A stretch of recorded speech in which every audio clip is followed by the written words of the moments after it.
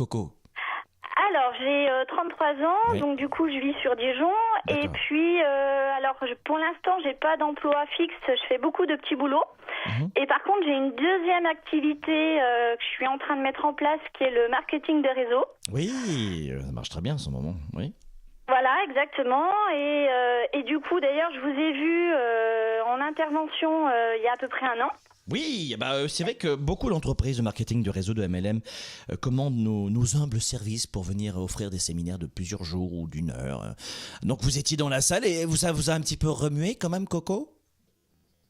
Vraiment, donc c'est pour ça que je passe mon appel ce soir, c'est pour avoir un petit peu d'aide. Oui, parce dites-moi. que j'arrive pas à passer à l'action, malheureusement. Hmm. J'arrive à me former, j'arrive à faire certaines choses et j'arrive absolument pas à passer à l'action. Et quand vous me dites je passe pas à l'action, de quelle action vous parlez? Parce que là, vous venez de passer à l'action, vous venez de m'appeler? Je passe pas à l'action au niveau de ma clientèle, on va dire. Vous êtes en train de me J'ai dire... beaucoup de mal. Ouais, c'est-à-dire que le marketing de réseau, vous le savez, d'abord c'est... les marketing de réseau, les entreprises sérieuses annoncent bien à leurs membres qu'il faut de nombreuses années souvent pour bâtir un réseau solide. Parce qu'on vous dit souvent, il suffit d'appeler tous les gens que tu connais depuis la naissance. Non, ça marche pas toujours comme ça. Et puis c'est souvent une question de stratégie, de développement d'affaires, de ténacité, de discipline et de persévérance. Vous le savez, marketing de réseau, vous voulez réussir en un an, grattez-vous le nez ou là vous voulez, mais ça marchera rarement, d'accord? Marketing de réseau, celles et ceux qui fonctionnent le mieux aujourd'hui sont des gens qui travaillent depuis plusieurs années et qui ont aussi ce talent de communication et de relationnel. Mais ce que j'entends, Coco, déjà chez vous, c'est plutôt une bonne nouvelle. C'est-à-dire que vous me semblez être une personne avenante, positive et puis qui parle facilement.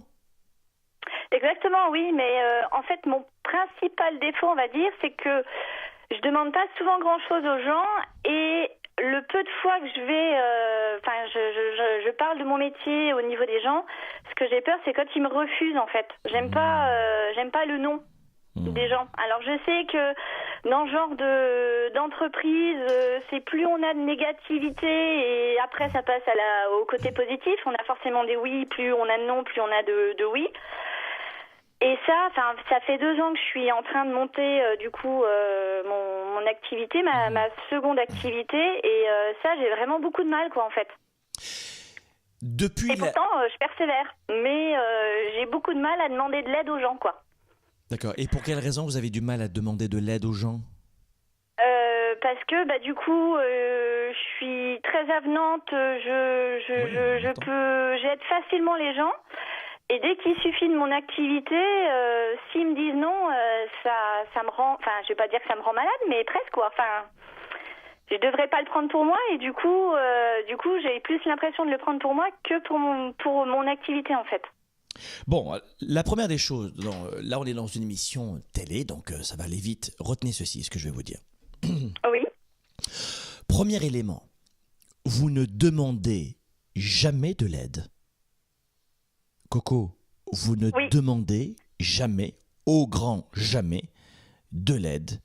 Vous proposez de l'aide. Vous proposez une solution. Vous aidez les gens. Vous proposez de l'aide et vous proposez une solution. Vous ne demandez pas, vous, d'être aidé. N'oubliez pas ce qui se passe dans le rapport client et puis commerçant.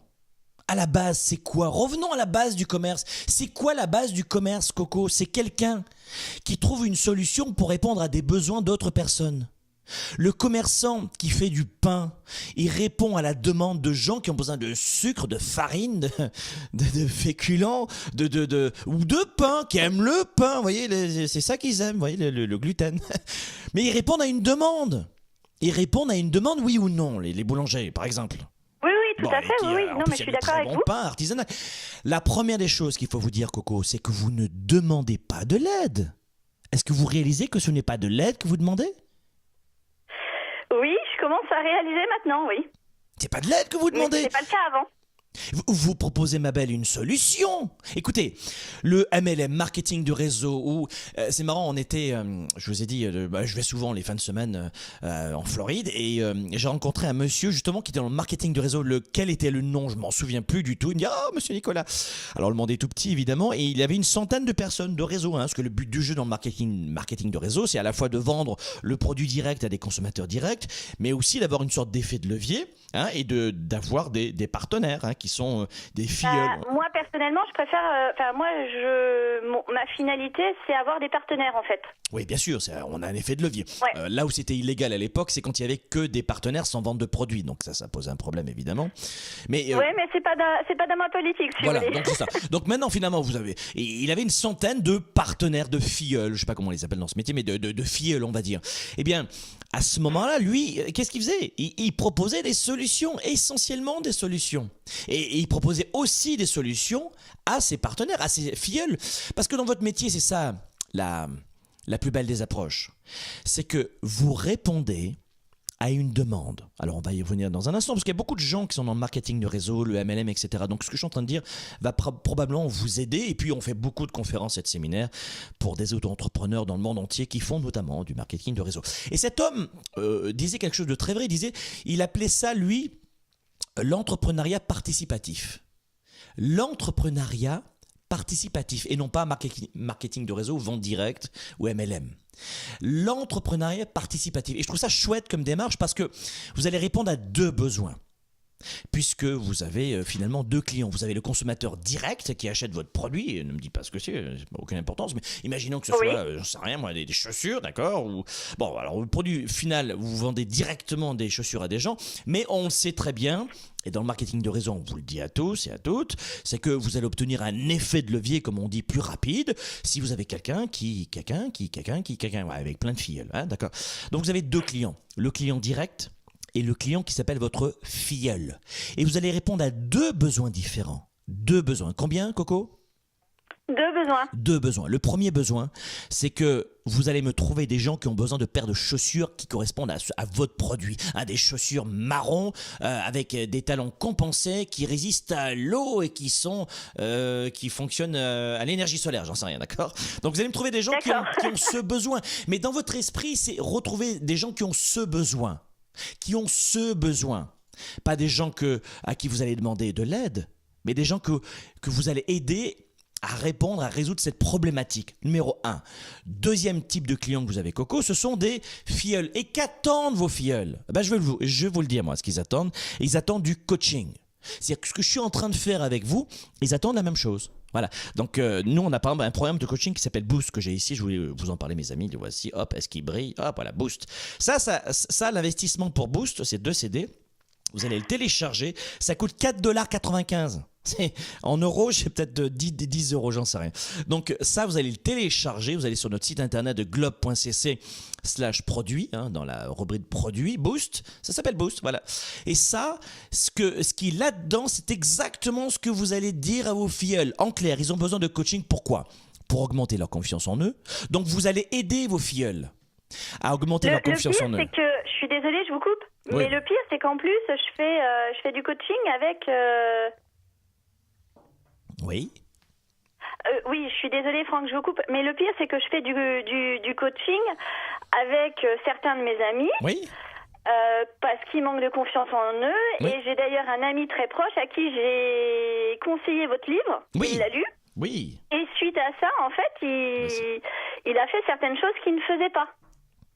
Il est passé à l'action par rapport à sa vie privée, voilà. Ah bah alors, la conclusion, c'est quoi, ma belle?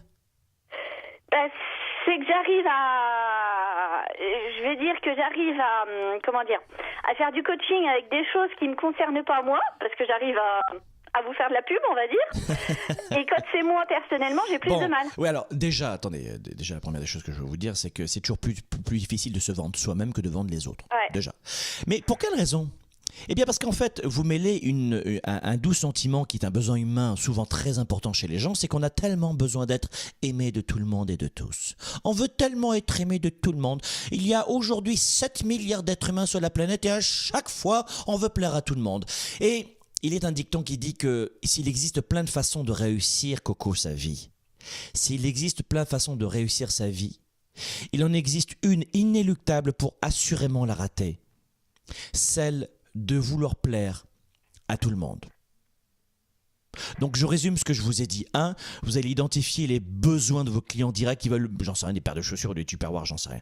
2, les besoins de votre filleul. Il a besoin de confiance, de coaching, de leadership. Et il a besoin de, notamment, et pas forcément, mais d'avoir une deuxième activité. Si c'est une personne à la retraite, c'est une personne qui est salariée, qui veut faire le pont vers l'entrepreneuriat. Enfin, pour moi, l'entrepreneuriat égale liberté.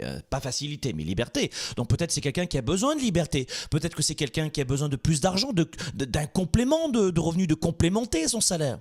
Répondez à des besoins. Aidez les gens.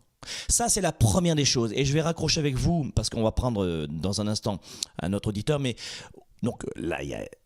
Sur la notion de l'aide, vous avez retenu. Et deuxième élément, cessez de vouloir plaire à tout le monde. Il y a 7 milliards d'êtres humains sur la planète. Peut-être que vous avez encore le choix de rencontrer des gens qui vont vous aimer et qui vont vous apprécier pour ce que vous êtes. Leader et entrepreneur, vous voulez plus de choix, plus de liberté? Vous voulez développer la meilleure attitude avec la meilleure approche? Découvrez comment rester inspiré pour prospérer dans cette nouvelle économie. Spark, le show, vous revient jeudi prochain.